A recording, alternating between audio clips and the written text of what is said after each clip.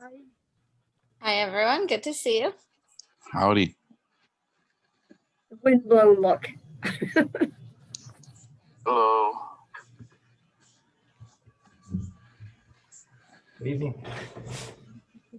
Whoa.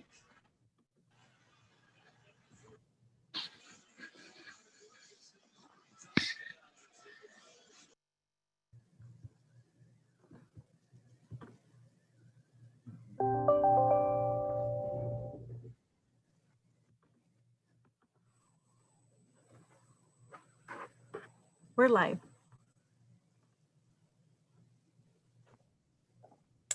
Are we all here and ready to go? Not sure we got everybody here. Missing Vice Everybody's Chair here yet. We have Valentina. quorum. We're missing 2 commissioners. Yeah. Okay. Should we hold for a minute? Yeah.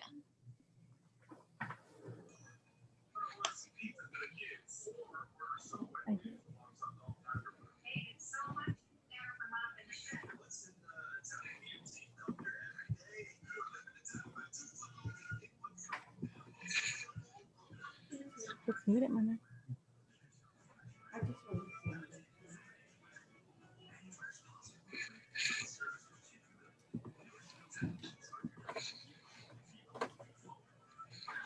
What did I do?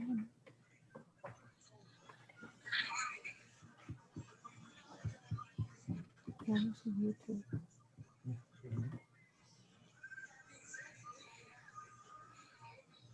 That's feedback.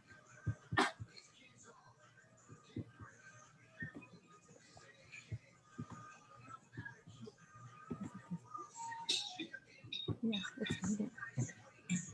Hi, Maria. ID.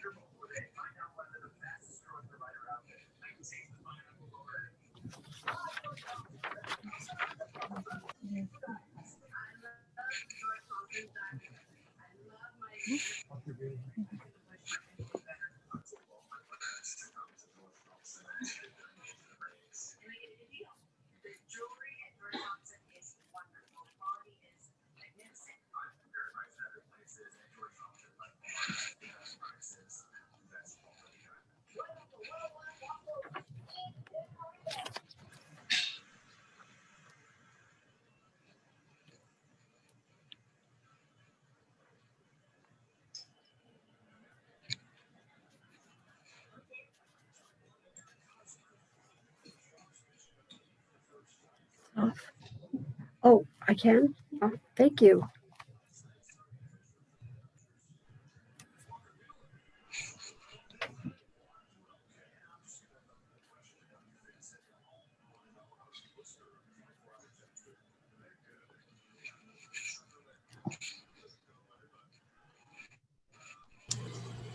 Any word from either of them? What? Oh, I was asking Maria. Maria, any word from either of our other commissioners? No, nothing. Okay. I guess then let's go ahead and get started since we are all here and we do have enough people to have quorum, it seems, so might as well. All right, I'll go ahead and call the meeting of the Transportation and Safety Commission to order at 7:04 p.m.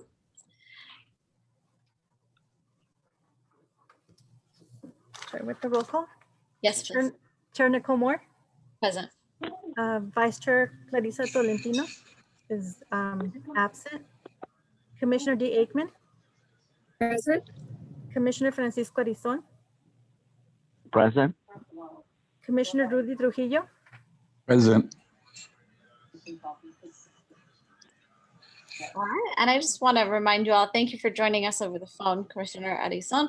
I wanted to remind you all that for the sake of our recording, that you only show up as present on the recording if your camera is on. That was something that our city staff let us know about. So yes, if you want to physically appear as present, make sure your camera is on. Thank you all so much for being here and being ready to discuss our city tonight.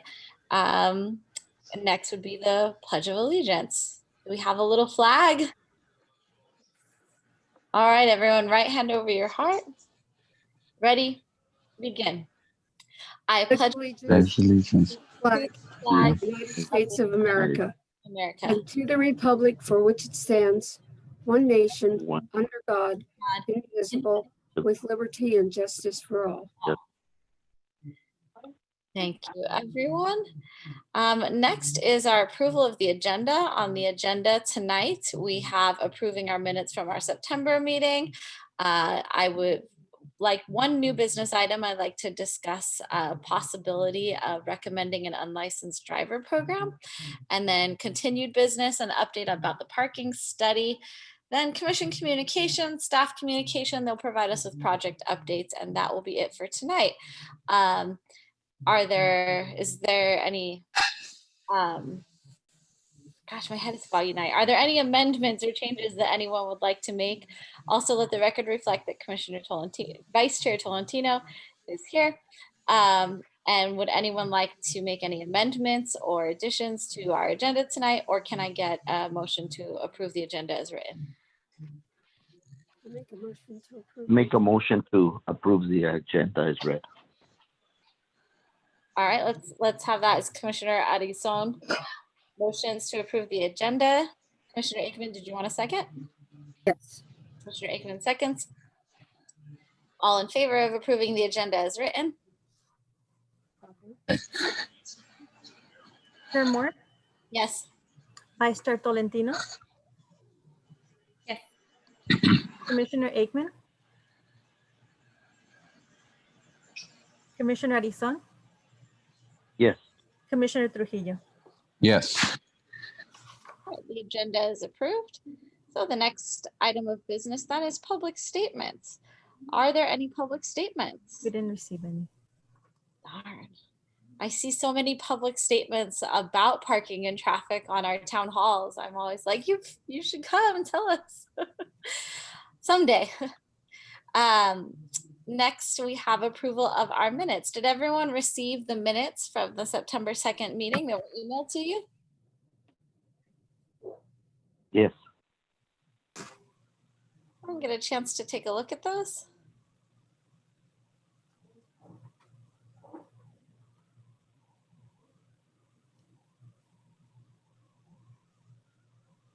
All right, can I get a motion to approve the minutes of our September 2nd meeting? Make a motion to approve the agenda. I'd like to second that. The minutes. So Commissioner Aikman motions to approve the minutes of the September 2nd meeting. And then who seconds? Oh, sorry, I couldn't hear. I second that. And Trujillo. Trujillo seconds that. All in favor of approving the minutes from the September 2nd meeting as written? Chair Moore, Yes. Vice Chair Tolentino, Yes. Commissioner Aikman, Yes. Commissioner Arizon, Yes. Commissioner Trujillo. Yes. All right, the next item of business is a new business item that I put on the agenda. I'd like to discuss the possibility of what we can do about unlicensed drivers in our city. Sorry that I forget the date, but I think it was Friday. Gosh, I gotta remember now. A couple Fridays ago. I think it was Friday, September 25th. Friday, September 25th, I was invited to, I think it was that Friday, September 25th. I was invited to participate in a DUI checkpoint that was sponsored by an Office of Highway Transportation, OHTASA, I think is the state organization that helped pay for this for our city. And they're looking at these DUI checkpoints, not only for drivers that are under the influence, but also for drivers that are driving without a license. They ask only about if they've had anything to drink and for a driver's license. And I observed for about 5 hours that evening. And in the course of the evening, my observations were that our officers are very cordial and treat everyone very pleasantly, and that the situation is not intimidating or threatening in any way. However, I was very surprised with the number of drivers that are driving in San Fernando without the proper license to be driving. Some of these are suspended licenses. However, the vast majority were more drivers who never took the test. I even overheard one driver say when the officer asked her, well, why haven't you taken the test yet? She was a young woman, an adult, but not, she was old enough that she wouldn't, need a parent signature or anything like that, but she was not very old. And she said, I've just been so scared to take the test. I think that getting pulled over at a checkpoint or having to have someone come take your vehicle is a lot scarier than going to take that test. But I do know that test taking anxiety is real, and that there are probably a lot of people in her same situation. I saw similar situations, some of them from minors, some of them from just other individuals who had just never gotten around to applying for a license. And so when I was speaking with Sergeant Aguirre about what can be done about this, he said that he has done some Zoom meetings in conjunction with CCLA, that he had intended on them being community meetings at the school, but that he had hoped to do more community education and awareness. And so I'm hoping that our commission can recommend that we do some more education and look into what can be done citywide, if it would be possible to do some sort of online driver's test prep event or something like that. Because I think it's very important that drivers in our city are licensed. There's quite a bit of research that shows that licensed drivers are less likely to get into car accidents. And just in general, it's a safe thing if people in our city have driver's licenses. So I invite any discussion on what you think that we as a commission should recommend, or what that we could ask the city council to do or the police department to do. Yeah. I think as a commission, since we do have access to a police officer usually attending these meetings, to maybe mention or part of his public comments to tell us any updates or new DMV regulations. For instance, I think one time it was the gridlock law and what that meant and how that would impact us and things like that. Not just part of his comments. If there is something that we should know, that because if we know, we usually can talk it over with other people, our friends. Did you hear about the gridlock law? And so we can distribute the information that we get. So In this particular instance, though, I'm talking not so much about laws, but very specifically how we can increase the number of people going to take their license test. Any other? I do have a comment. You know that sometimes places like CSUN and sometimes maybe even Mission, I'm wondering if they have some kind of program, because sometimes they'll partner along with cities or organizations to better educate the community. I'm not sure if they have something along that line, but it'd be great if we could partner with maybe one of the community colleges or something of that nature. Yeah, there could be lots of resources already in the community. One thing I was thinking that I think could go along with what Commissioner Trujillo is saying about looking for the resources that exist within Mission College or other things like that. I noticed that our city website doesn't have anything about where the closest DMV is. And in fact, while I was on when I was at the DUI checkpoint that night, I heard several officers ask each other, "Oh, where's closest DMV or what?" And they were sort of spinning their wheels about it. I was like, "Oh, there's one in Pacoima now that is still doing appointments." And that is just outside the borders of our city, and it's very convenient. I've heard from several people that the lines there move pretty quickly. So if we could maybe have some more information on our city website about it. But I guess we can dig up that information as well. But I would like to recommend, at least to our city staff, perhaps, we could bring that up, see if talk to the city manager and see if there's a good spot for it on the website. But I would like to ask that we continue this item of business as continued business next month, and let's all look into what resources exist, talk to people that we know, see where there are free or low cost resources for people to get the training necessary to pass that test and obtain their license, because I'd really like to see more community members know about it. Madam Chair, I'm sorry, go ahead. Go ahead, Commissioner Harrison. yeah, was going through my memory banks, and I know it's been a while that I was in high school, but in high school, due to the driver's education program that they had, I was able to get my driver's license. At that time, we could get it at 16 and a half years. Now I believe that you can't get it until you're 18 because the younger generation, they get into trouble. But that class not only gave you credits to graduate, but at the same time, it did educate the students on traffic, and at the same time, it opened up the barriers of where the DMVs were and what you should do and how you should even treat an officer when he pulls you over to minimize the hassle, as they used to say.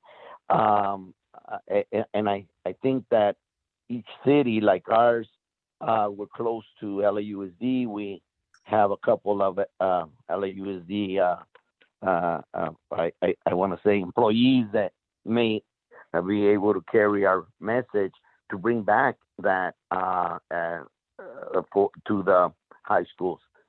I guess we can discuss that later with them. So, in my knowledge, just through working through education, it is occasionally offered as an enrichment program, but the cost is pretty high. And you can actually still get your license at the age of 16 in California. It's just a graduated license now, meaning that the restrictions are much greater than they were, say, 20 years ago. I think that actually started, the graduated license law started about 20 years ago, but they can still get it at 16, and some of the schools do still offer it, but only through enrichment programs. It's not a regular class through any LAUSD high schools that I know of, but I will look into that more to see if any of them around here offer it. That is a great tip. Yeah, thank you. All right, so let's just go ahead and just continue this item into next month then, and let's all look for resources, and I'll look for resources. And I would love if one of our city staff would be willing to bring it up with our city manager about the possibility of getting it on the website, because I would just like our residents to know that they can't do it at our city hall. There's nowhere in the city of San Fernando to go get a driver's license, but it's very close. Yeah. Okay, so moving on to the next item of business then. The next item of business would be our continued business and an update on the parking study. Who has that for us? It's not really an update. I did receive an email from Jomel Roselle from Catherine Padilla, and she just asked if I was interested in participating in a small residence group interview for the parking master plan. But that's really it. She never really gave any information. Other than that, it was just an invite to participate in another study. Unfortunately, I was not available at the time, so I still don't really have much information. But like regarding the original study that DNI had to recruit people for, there's nothing. Our people are still waiting to be contacted that we've recruited. I'll just I had reached out to Catherine Padilla, and she had mentioned that she had reached out to the ad hoc committee, and I was under the impression maybe some of the folks had been signed up for the meetings are happening tomorrow. The interviews are happening tomorrow. So I was under the impression that she had reached the ad hoc committee, and perhaps there was some success in getting people signed up. I'm not sure of who may have signed up, but perhaps I'll be attending tomorrow's meeting. I think it's at 4:30. yeah, I think it was a 4:30 call. So it sounds like we have reached the stakeholder interview phase of that parking study, and it is underway. Yeah, that's taking place tomorrow. Okay. Yeah. But will this only be the only round of interviews, or do you know if there's more, or you're not sure? I'm not sure on that. I will kind of be jumping in on and maybe watching some of those interviews tomorrow. I was asked or invited to do that as city staff, but I will. I'm not sure if there's another round. I'll have to follow up on that one. Well, we look forward to hearing from Commissioner Aikman about how that goes, and hopefully, I'm not sure if some of the people that you had been able to contact, Vice Chair Tolentino or Commissioner Aikman, had gotten included in that, but perhaps you could forward their contact information to Ms. Padilla, and then hopefully if there's another round, they can be included in that next round. So we'll see how that goes. All right, moving on to our next item of business. Unless, I'm sorry, did anyone else have any further comments on that? I'm looking forward to having a meeting tomorrow on it, and I'll be able to discuss it with you, hopefully. Seems a little disjointed right now. Well, honestly, I think it's probably good that we're taking it nice and slowly. The feedback that I seem to be getting from anyone I hear from it is just that this is a bit of a strange time to study parking. For anything, yeah. It's probably pretty good that it's moving slowly. So I look forward to hearing an update. Thank you so much for that information. Let's go ahead and just move along then to Commissioner Communication. Commissioner Addison, would you like to go first? Any communication? Well, I noticed around the city that on trash day, everybody pulls out the trash cans, which is a great thing. They give enough space for the trash man to come and pick up the trash cans.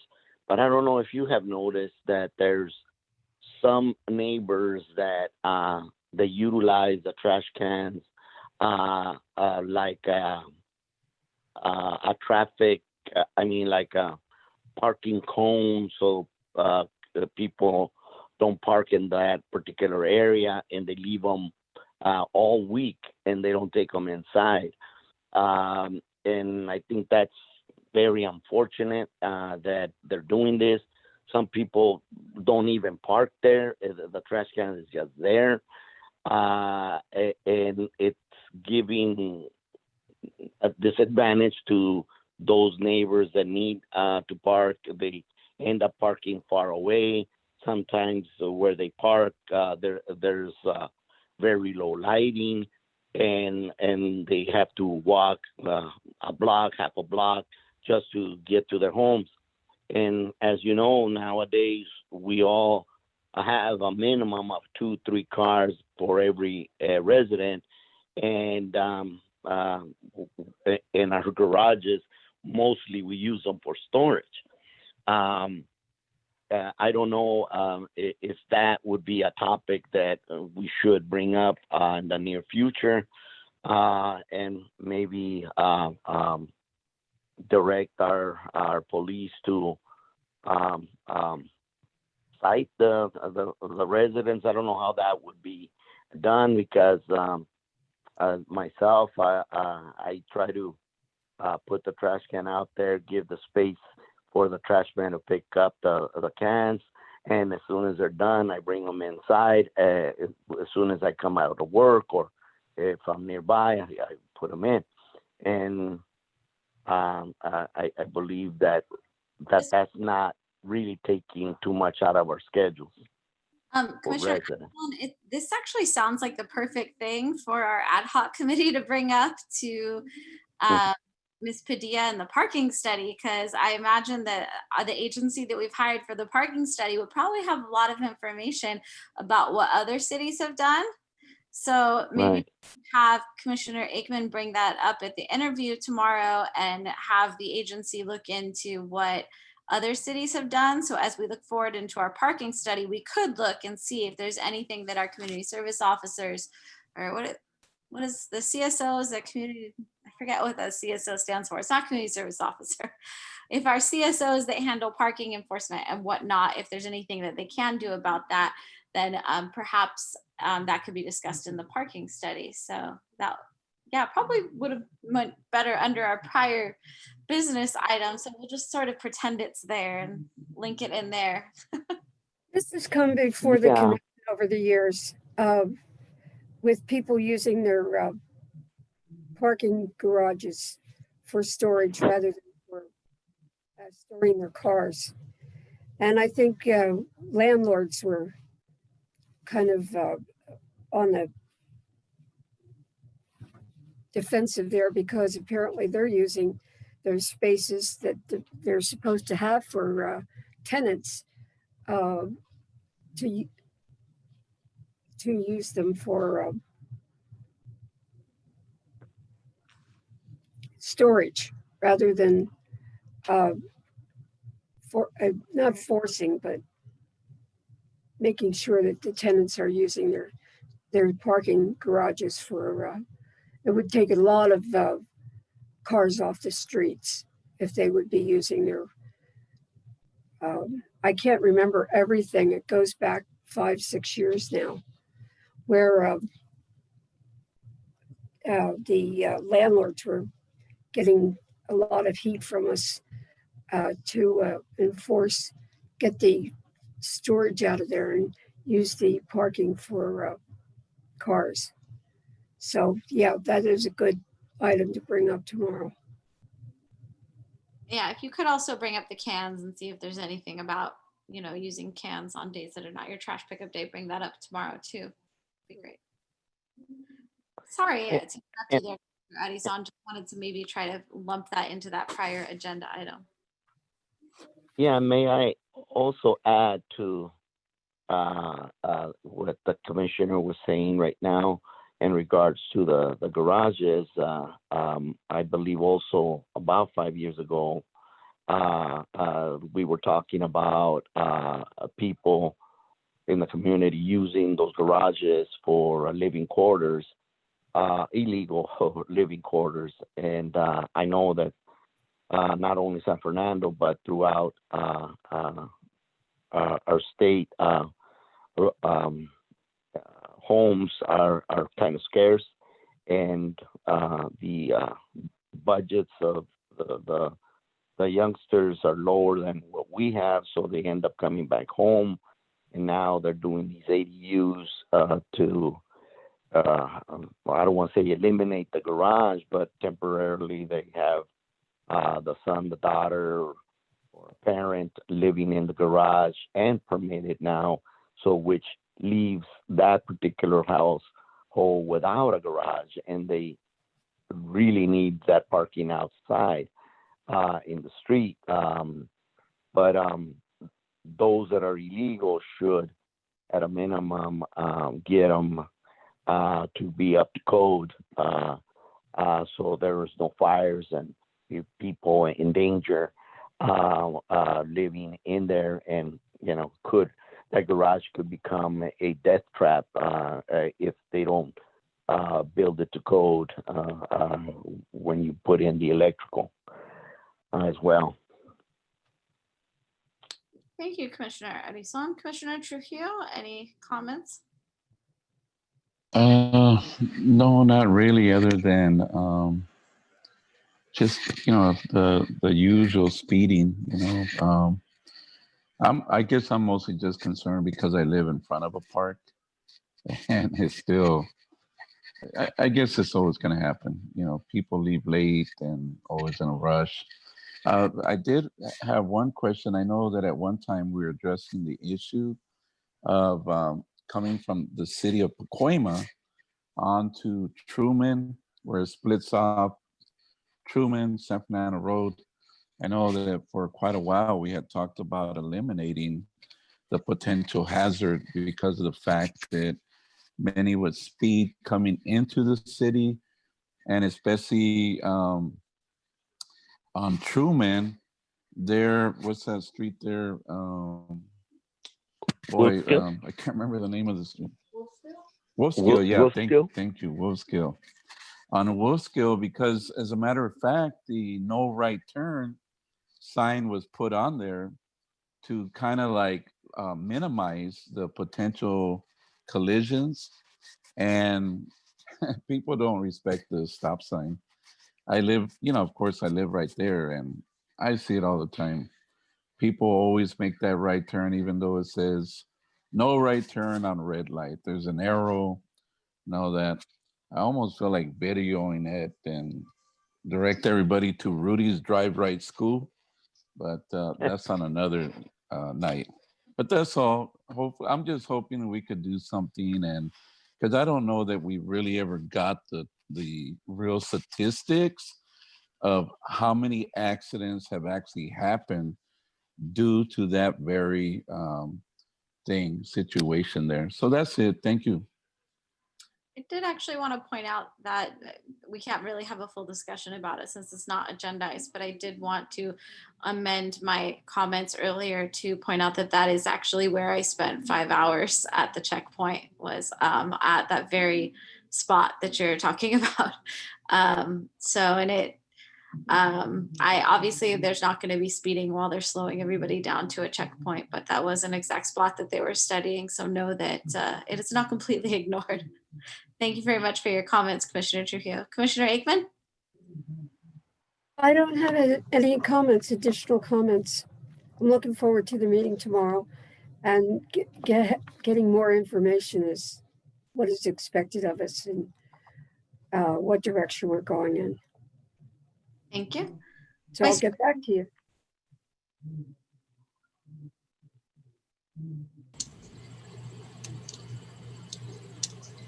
Vice Chair Tolentino, did you have any comments?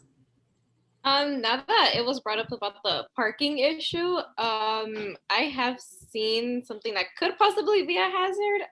Right across the street from the Honda dealer, there's a couple homes where they're parking on the sidewalk.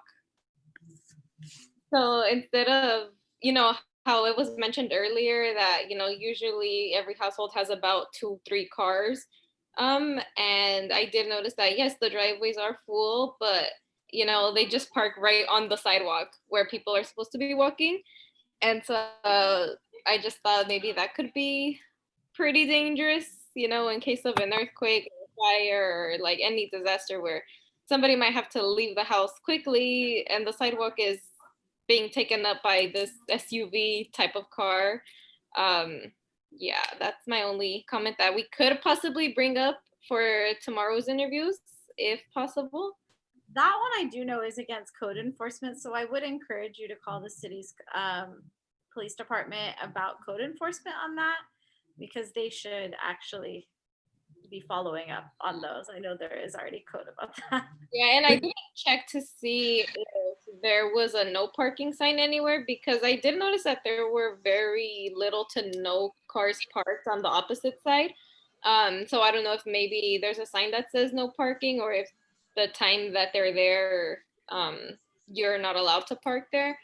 But yeah, I didn't check that. So I don't know what the reason was. I couldn't find a possible explanation for why somebody would be parking on the sidewalk.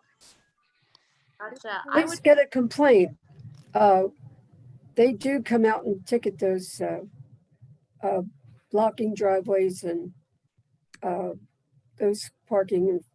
They enforce that. I can I'll put the phone number for the chat in that, just for anyone in public who's watching on that one. Should you see those items that are parking situations like blocked driveways, things like that, the phone number for our dispatch for that is 818-898-1267, and they will enforce on that already. Thank you so much for bringing up that concern, Vice Chair Tolentino. My only comment tonight will be that we are approaching Election Day, and that I do know that ballots have already dropped in our area. They should already be in mailboxes, and I do believe there is a secure ballot drop box at City Hall. Am I correct on that, city staff? That's Thank correct. you. Haven't been down since the election season began. So I encourage you all to get your ballots in as quickly as possible. This is sure to be a historic election on many fronts. And yeah, I look forward to seeing the outcome. We shall know the outcome before our next meeting. So I encourage everyone, vote for everything, vote early, and feel free to drop off your ballots at City Hall. Getting through all of those additional ones, propositions. I think that's 3 pages or 4 pages of propositions, and they're confusing. So They I only, I was actually reading it earlier, and they're just so contradictory. I had to step away from it because one says it'll benefit this and that, like the teachers and nurses are for this, and then it's like the National Association of Nurses against it. Like, I don't know, it's just so hard. Like I have to keep reading to see. I even Googled it because I feel like that little paragraph isn't enough information. So I just decided to Google prop XYZ and see what comes up. Yeah, it's very confusing. watch out for Proposition 15 because Oh, we that went to court. Commissioner Aikman, we are not allowed to actually give our own opinions on our paid city Oh, time. I wasn't giving an opinion. I was saying that Careful there. We're not allowed to say vote yes or no one way or another on any of those. I wasn't. It was the fact that whatever they're saying there on Proposition 15 has been taken to court for not giving correct information. Well, I encourage everyone to do significant amounts of research on your own. Let's move on to staff communication. Staff, any updates for us? Well, I know we have project updates. Let's hear all about our projects. All right, so we're continuing with the Lennox project. We're finishing up some electrical work, which includes the installation of cabinets. Later on this month, we're going to begin grinding and paving Lennox, and also striping Lennox sometime in November. We are also currently working on finalizing a purchase order with GN Sager, which is our on-call services pavement maintenance contractor, to do some fixing of potholes, including Library and Furmore, and some potholes along the 400 block of Orange Grove. That's all I have. Okay, so the Glen Oaks project isn't complete yet, correct? Correct. Okay. But moving along swimmingly. Other staff updates? Sure, I'll just update quickly that, follow up on the Safe and Active Streets project. I know the ad hoc committee was formed at the last meeting, and I am hearing from our consultant that that we will be receiving the RFP for the transportation engineer that we need to hire to do, biking and walking studies and design for this project. The procurement process will be starting soon, so we should be finalizing this RFP to send out to consultants to start helping with that process. And then the other piece, I believe tonight, both Chair Moore and Commissioner Aikman, you should have received an email earlier today, I should say, probably this afternoon, from the outreach person with that group to start discussing a time that they could talk with you and get some ideas about how to involve the community, how to, just suggestions on community outreach and how to get the word out about the project. So I believe you received some communication on that. So I just wanted to follow up on that for the community, that this is moving forward. And then just one last thing, you regarding the ballot boxes, I would just mention there's also there's a second ballot box that has been installed at Pioneer Park at Glen Oaks and Harding. So I just wanted to mention there was a second location as well. Fantastic. Glad to hear it. Yes, I did receive that communication. I did make an appointment. I didn't want to say anything prematurely since I haven't actually had any meeting yet. So I did receive that. Thank you so I much. have it set up for Monday. Okay, great. We'll be updating on that next month. We can hopefully Yes. analyze that for next month, that we can give an update on where that's coming along. All right, then I'd like to make a motion, or can I get a motion to adjourn the meeting? I'll make a motion to adjourn the meeting of tonight. Commissioner,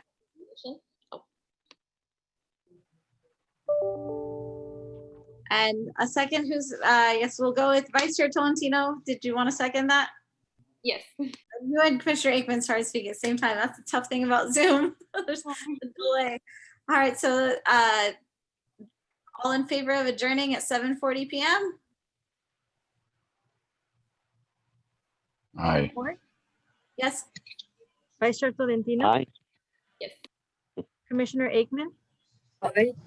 Commissioner Arizon, Aye. Commissioner Trujillo. all right. Then without anything further, the mission is adjourned at 7:40 p.m. Thank you all. Have a great day. Good night, Good night, everybody. and- Adios. Dodgers are Happy up. Halloween.